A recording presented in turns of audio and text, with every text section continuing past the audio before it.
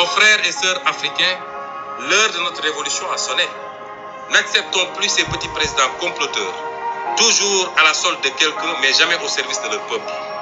Partout en Afrique doit souffler un vent nouveau de liberté, de démocratie, de souveraineté. Le 21e siècle doit être africain et siffler le réveil du phénix endormi depuis trop longtemps. Je m'adresse à la diaspora sénégalaise.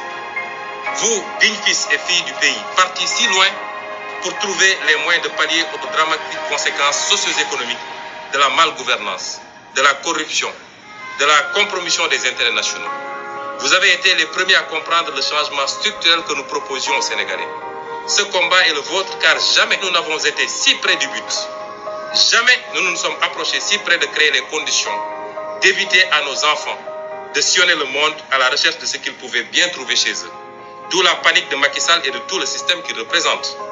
Frères et sœurs de la diaspora, nous ne gagnerons pas ce combat et tous les paris à venir sans vous. Je m'adresse au mouvement citoyen. Vous avez été de toutes les conquêtes démocratiques dans ce pays. Au même titre, sinon plus que les acteurs politiques. La pureté de votre engagement réside dans son désintérêt puisque vous n'êtes pas dans une logique de conquête et d'exercice du pouvoir.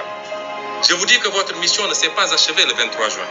Elle vient justement de commencer car cette fois-ci, il ne s'agit plus simplement de stopper un projet de loi contesté, il s'agit de forer les bases d'une refondation pour que plus jamais cela